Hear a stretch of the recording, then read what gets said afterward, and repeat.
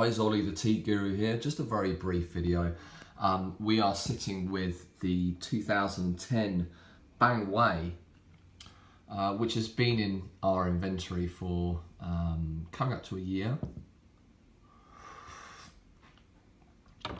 The 2010 Bang Wei has seen very heavy amounts of fermentation. I believe that this particular cake was sitting for a large part of its life in Munghai area, from which it made its way to Guangdong. Now, the leaf has very much browned off the liquor, and we're sitting on infusion 9 now. Very, very deep. The flavour, although this tea has seen a lot of fermentation, it still remains very clean. You would notice, or should I say, you would not notice any dank tastes from the first and second infusion, which is something you would find in a hyper fermented tea. Somewhere that's fermentation is probably the wrong word, but somewhere that's a cake that's seen hyper aging would normally let out very dank notes on the first couple of infusions, but the Bang Wei doesn't show any of this.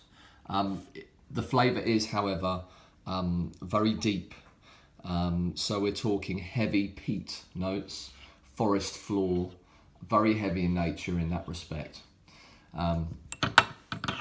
It's a Gushu, so Bang Wei Mountain Gushu 2010, so you know it's hitting on sort of 9 years now. Let's hit infusion 10. I'll show you the leaf in a minute, guys. If you're adventurous, inquisitive, or you really do appreciate the very deep aged pu'er out there, you know, sort of Hong Kong, Guangdong style heavy fermentation, then this one's for you. Fairly pricey. This tea comes in at, I think it's about £86 for a cake, for a 200 gram cake. 50 grams for 26.50, something like that. Let's have a look at the leaf quickly. Look at that colour.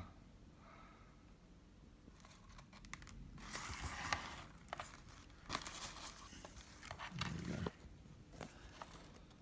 So, very browned off indeed. Fan Nafei. Sexy Nafei.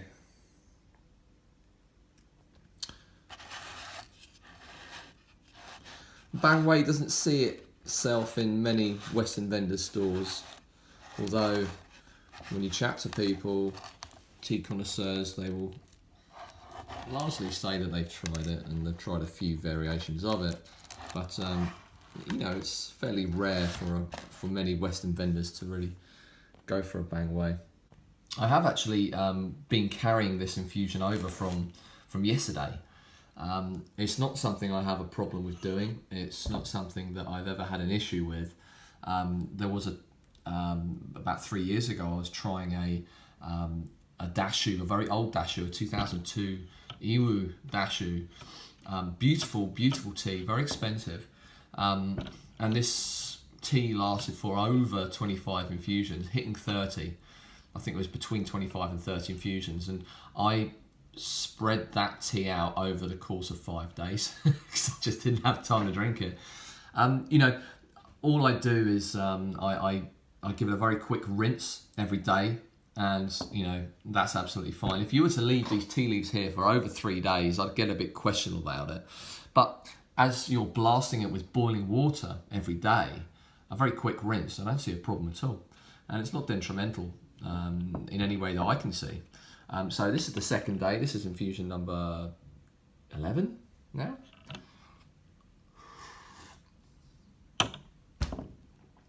Still pushing, and this one will go easy 20 infusions. It will just kick out and kick out and kick out, as in the nature of this kind of tea. The good thing about this tea is not only it's very forward, heavily fermented taste, but also it carries a nice aftertaste as well, high guan.